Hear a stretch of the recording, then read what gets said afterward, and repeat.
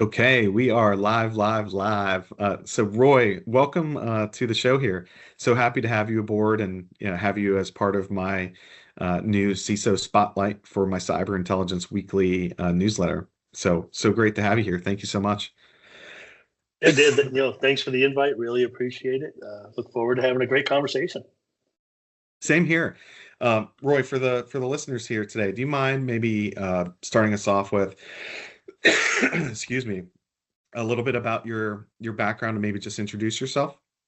Sure. Roy Luongo, former CISO for Secret Service. Um, been doing this for about 30 plus years in various capacities. Started out as a Army soldier, military intelligence, and then that became cyber, as cyber actually became a word.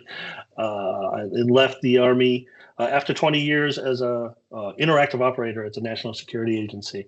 Kind of left on Friday, came back in as Monday as a civilian doing the same thing. So, basically we are the nation state, team.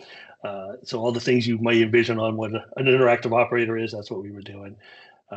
Became the tech director for that team. So man, train and equip all of them for a couple of years. And then went over and ran the National Security Agency's red team, which was phenomenal. I mean, being able to, some of the best red teamers and adversary emulators you'd ever envision. And I got the privilege to run them. Left them for a bank. Bank needed a red team, went out there and helped them with that. Did that for a few years and then came back to the federal government.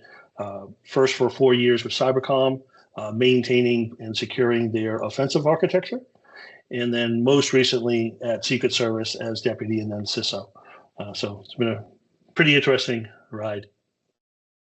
For you, Roy, like at what point in your career did you get into cyber and how did that happen? Like was there any defining moment or was that kind of like a slow sort of transition and burn? I would love to hear sort of like how that flip happened. Kind of the nostalgic thing, I'd like to say, it was the first time I was able to take a floppy disk and hole punch it into doing double density. Like that was my first hack back when I was like 13, 14. But, I think realistically, there was a timing and it was a slow burn, but it was a time when I was an interactive operator where we were doing things and getting into places. And it was like, why aren't we stopped more? What's going on here? And looking over the other side of the fence. Now the NSA has both sides of that. They have the collection mode and they have the defensive mode. So talking to the defenders, it's like, what are you guys doing? And things like kill chains were developing. MITRE framework wasn't there yet, but these things were developing. I'm like, but that's not how the adversary thinks. Now I am all behind kill chain and MITRE and CVS scores.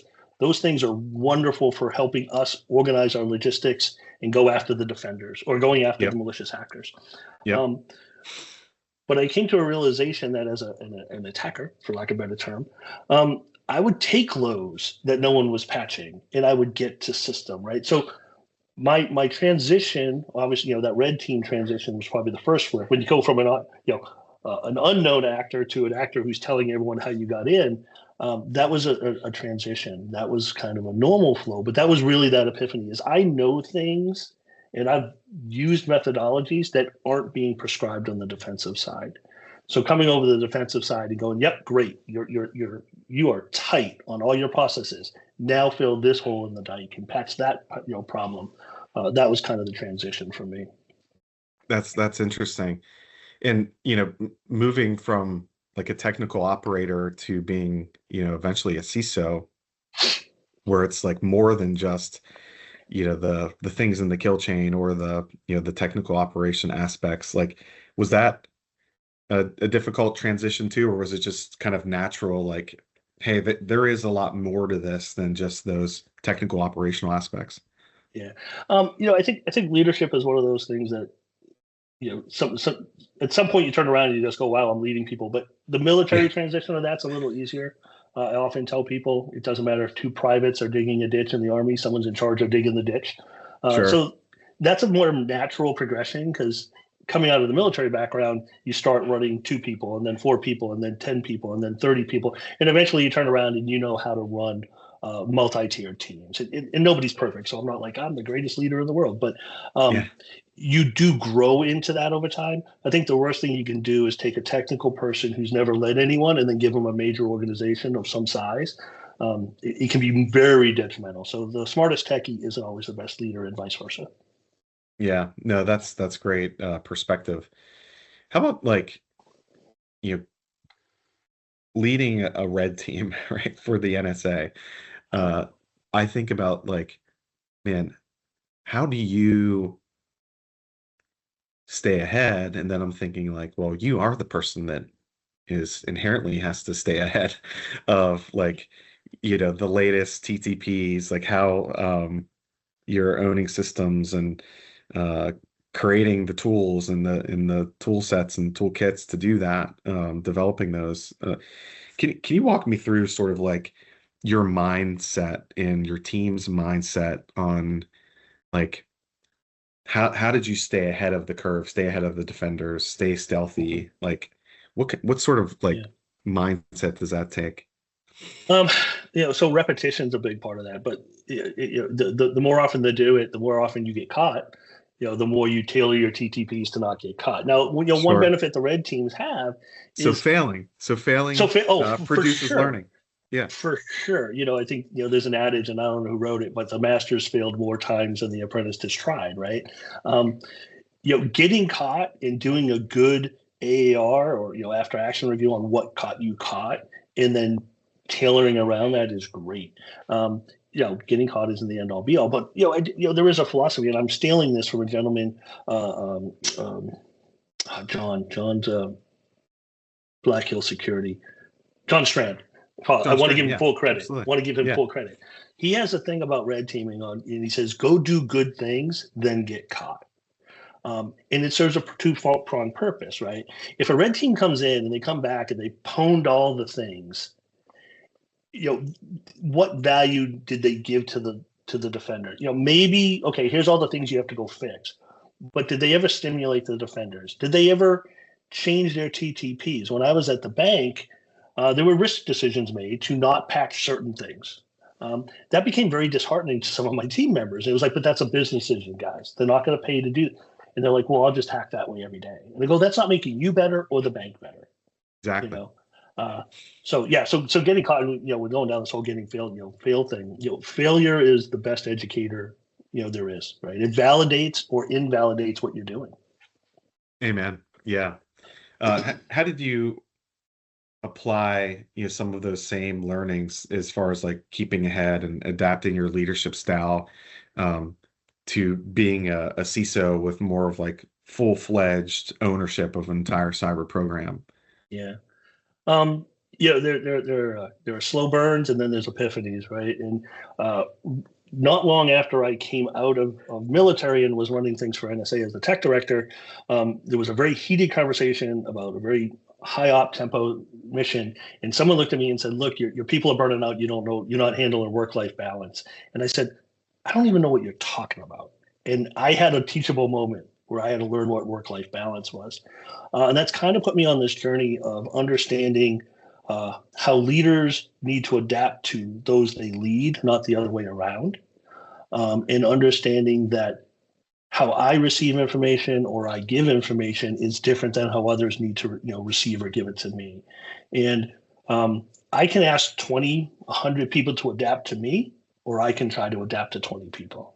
And that's no one's ever there. It's not a done deal, but it is very cognitive in my mind when I go into a situation that I need to hear how they take information and bend to that. I need to give them ownership up to the point where they're challenged but not broken, and I have to defend that.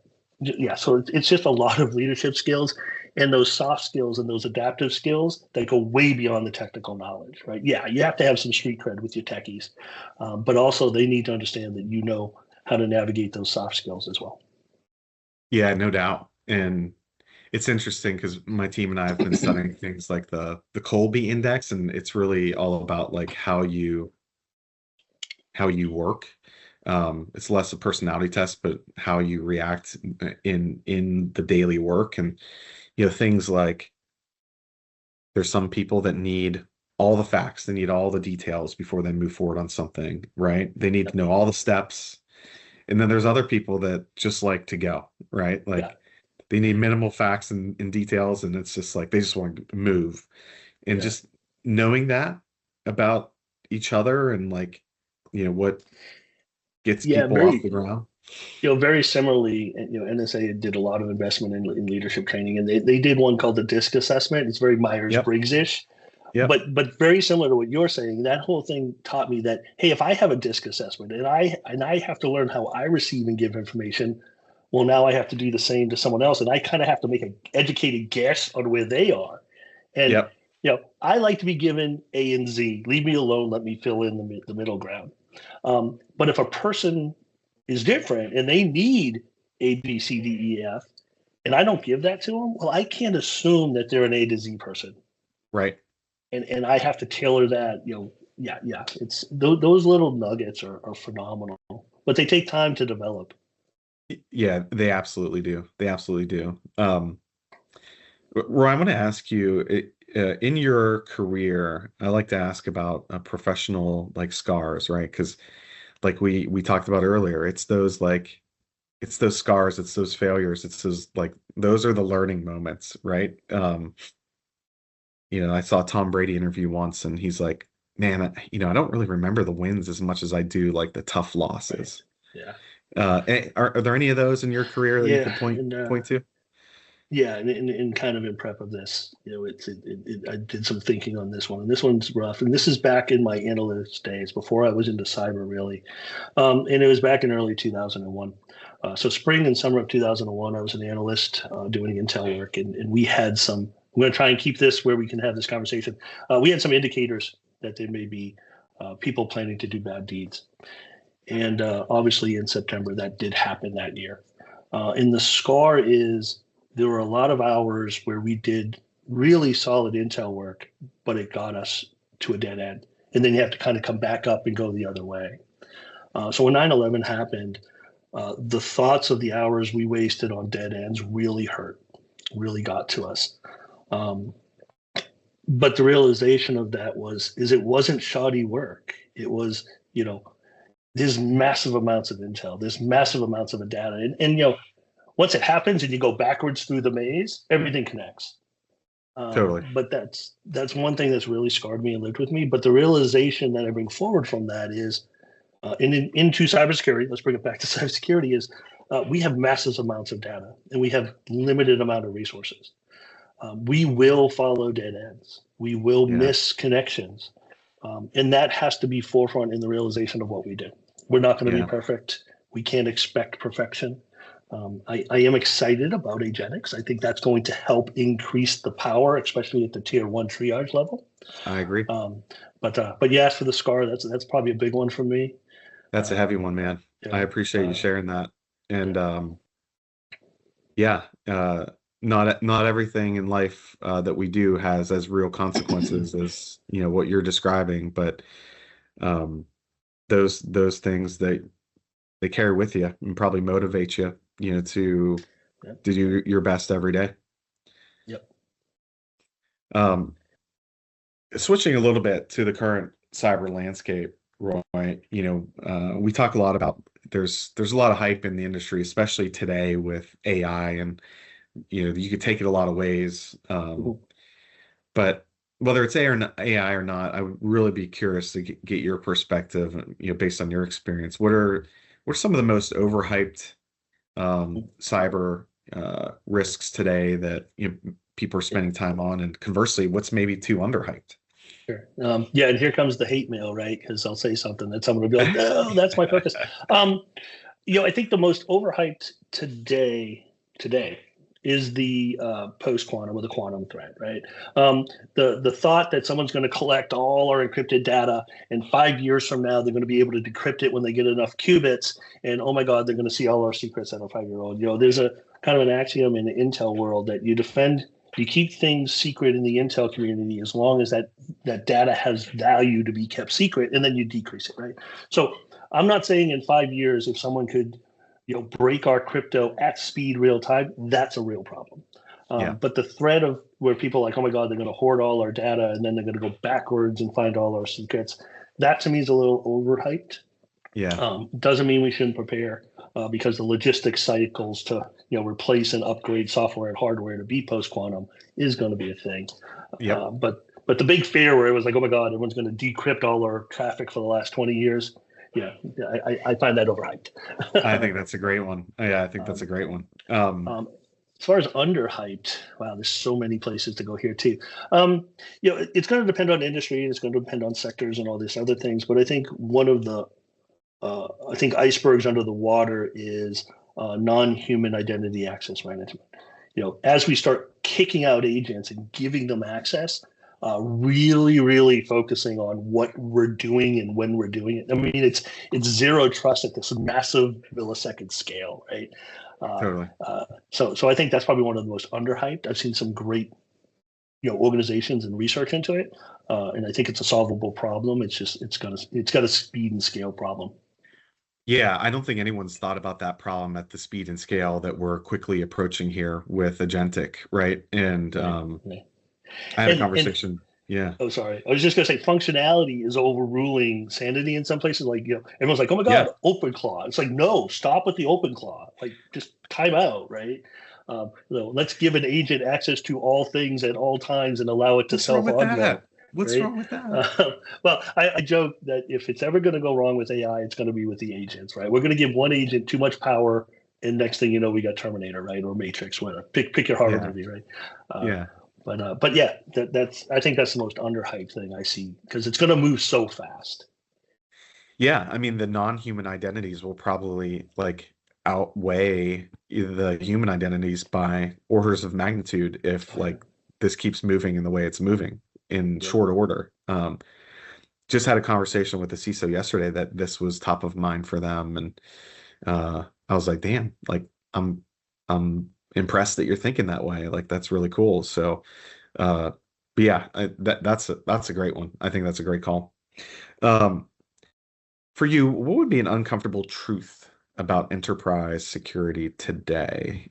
I think you hinted about a few things that I think maybe everyone doesn't think of, whether it's hey, look, you could have great enterprise security framework, team, operations, etc., but you're still going to fail, right? Something like that.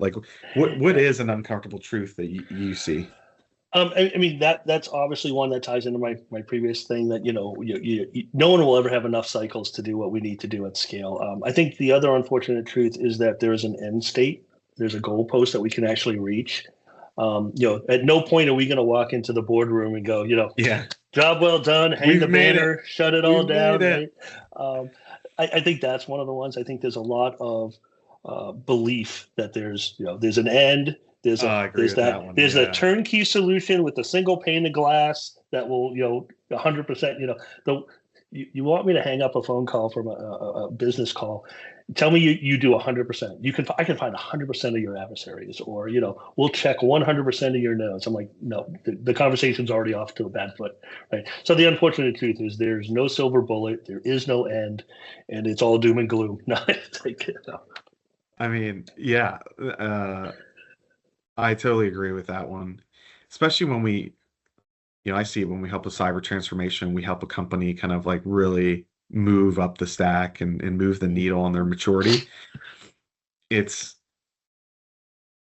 often hard to coach executive teams that we're giving updates to that hey, this shouldn't end, right?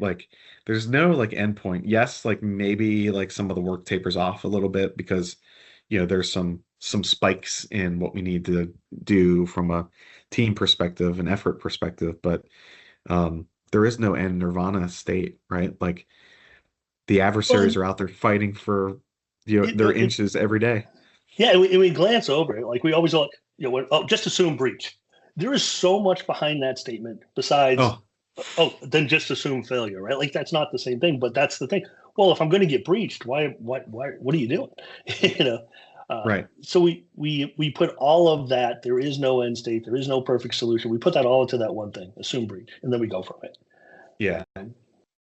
Yeah, I see those fatalistic attitudes as well, and that's another thing that we don't have enough time to talk about that today, but that's not a good mindset. Well, maybe it's one of those things. This is not a vetted analogy. It just popped in my head, but maybe it's not fatalistic.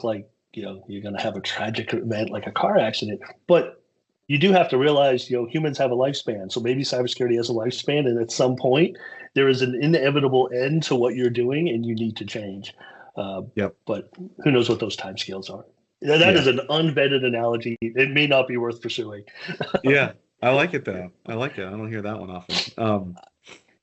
So another question I loved, I think, tells a lot about your philosophies is if you had to, let's say, rebuild a program from scratch, like greenfield opportunity, with only, three or a handful of investments, like what would those three investments be? How would you prioritize? Yeah.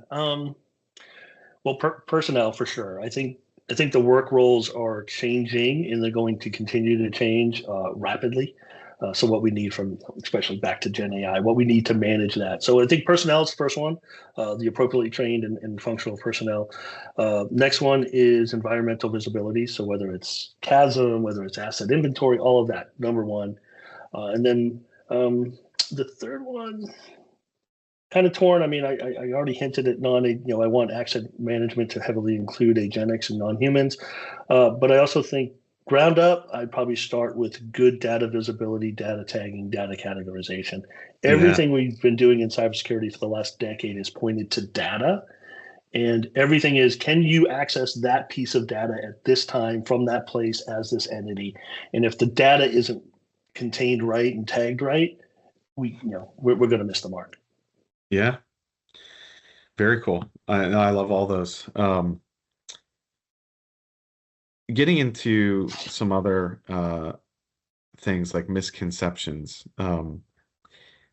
There's a great young crop of cyber pros coming up in the industry, way more than, when I was in school. Like you said, cyber wasn't even a word yet. Um, and I often see and hear from a lot of these younger folks coming up in the industry, like their goal is to become a CISO.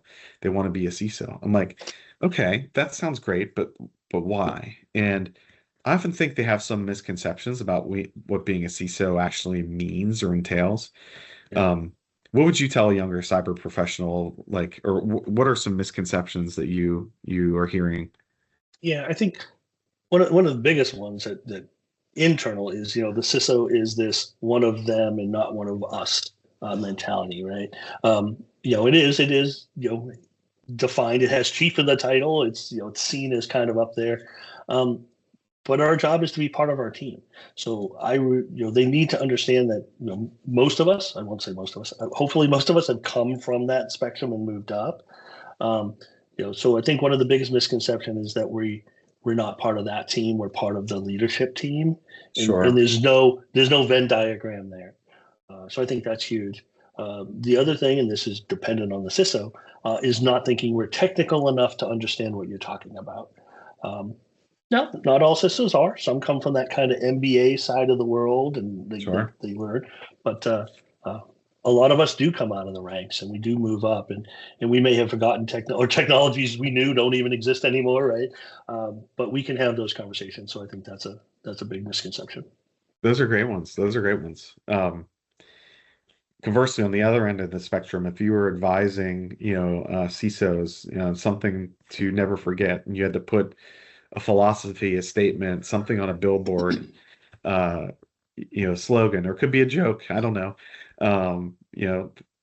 They're driving down I-95 or around the Beltway on their way in, to work every day. What would that billboard Yeah. read? What would you put on that? Yeah, I think it has to be humorous, right? Because the billboard has to catch you. I think it would be something like, strive not to be the smartest person in the room, right? Because I want to, you got to catch them with that humor. But the point So, is so said differently, like surround yourself yeah, with people smarter than you. yeah. The hook was the strive not to be the smart, right? But yes, it's Yeah. absolutely surround yourself with smarter people, right? And know that part of my job, part of everyone's job is, they have multiple things. A good portion of my job is to represent some of the business approaches, right? So that takes away from the other stuff, right? So if Heck I'm yeah. going to a meeting, I need to bring a smart, security engineer. I might need to bring a smart GRC person, right? Whatever it is. If I go into a room and I think if I have a meeting and I'm the smartest guy at the table, why did I call the meeting? Right. Okay? Right. So, to get the hook on the billboard, it's definitely strive not to be smartest. But yes, it's absolutely surround yourself with smart people. I love that. I say all the And time. realize that, right? Yeah, yeah, Realize that. I think the most humbling thing we should ever do is realize we aren't the smartest person. yeah. I love that. I say all the time, like, I want to I want to build a firm, and I think I have. I want to build a firm that I probably wouldn't get hired in, and I'm lucky I'm the founder, because I probably wouldn't get hired here today if that wasn't the case. Right, right. And I have I'm surrounded myself with such smart people in the world. I don't know why they let me hang with them. yes, yes, I'm lucky I already work here and own the place because I would never have a chance of working here today otherwise. So That's good. You can't fire you. Well, I guess you could. yeah, Yeah. good stuff. Where interested to know, are there any books, concepts, philosophies, podcasts, people that have had an outsized impact on how you lead cyber or not? Like any resources you could share with the listeners? Um, yeah, I don't read a lot of nonfiction. I'm a fantasy sci-fi guy, but I've read a couple, and one of the ones that's been most impactful to me is Colin Powell's biography. And I don't remember if it's Uh-huh. an autobiography or biography. And Cool. he wrote it, and he talks about how Lieutenant Powell, young junior officer, lost his sidearm, and in modern Army times or in zero tolerance organizations, we never would have had General Powell or Secretary of State Powell. And that really resonated with me. It's part of my leadership philosophy that I give organizations and my team when I come in is I will not run a zero tolerance organization. I will allow people to make mistakes, educated mistakes, but people have to be able to fail. We talked about this already. Um, that's really resonated with me, and that's a real strong place. Even to the point of like when I worked for a bank and we did our business phishing emails, and we would catch people, and they're like, "Well, we want to know whose email and whose password you broke," and I'm like, "Are you going to fire them? Well, they're going to be disciplined." I'm like, "No," and I Yeah. wrote the policies in such a way that if you wanted me to give you that name, you had to go way up high. Like you had to go up to the CIO and the CEO of the company because that's not the point. The point isn't to catch you. The point is to build a culture that's against that. So yeah, that's my biggest thing. I will not run a zero tolerance organization. We need to allow for the flexibility of failure, or people are just going to they're going to burn out. They're going to make more mistakes as they're so hypersensitive to what's going on. They're going to make even more traumatic mistakes. So long answer to that. It's a So great yeah, one. Colin Powell's book. Very cool. Yeah, experts in the field. You've Rob Joyce is someone that I've always looked at. I'm lucky enough to have worked with him over the years a couple of times, and phenomenal on both sides of that spectrum. The offensive and the intelligence world, as well as the cybersecurity side, and that's a good pairing because, like we said way earlier, defenders not knowing what the bad guys are going to do, that's a challenge, and bad guys not knowing what defenders might do, that's a lot of intel loss. So it's a good pairing. So probably him, General Paul That's not a bad Nakasone. one. That's not a bad one. Yeah, yeah, Yeah. yeah, yeah. For same reasons, General Paul Nakasone, former Dernza and commander of Cybercom, another phenomenal resource. My Most of mine are gosh. DoDs, I guess. So sorry, that's where I grew from. Well, those are great names. Those are in I'll say great folks who have served our country in a lot of great ways. So that's incredible. Anyone else, as we look to close up here, Yeah. like I would say, if you would like to give someone a shout out, or if you think there's someone deserving of being part of this series, now's the time to highlight them. Yeah, I think two very recent next level up at DHS. Amanda Day was the deputy CISO up at DHS. Wonderful friend of mine, and really, really helped me through my journey with the Secret Service. And Awesome. Ahmad Goodwin, same one. He was the CISO. Now I think he's acting CIO. So those are great resources, and I think they've been phenomenal. Last one, Dr. Greg Edwards. He was at FEMA, a peer of mine. We've always had great conversations, and I really enjoy his philosophies on the matter. Very cool. Well, I'm sure they will hopefully listen to this and be thrilled that you gave them a shout out and called them out here. We all know, successful or not in our careers, there's lots of people who help shape and define our path. And it's super important to give a little thanks and gratitude along the way. So Yeah. Roy, I've really, really enjoyed getting to know you and really appreciate you sharing some of your story. It's been really fun, hearing some of these stories. Well, I really appreciate the opportunity. Grateful for the invite, and hopefully something I said resonates with somebody. Absolutely. And when some of your stories become unclassified, we'll have to have you back and you can tell some of those.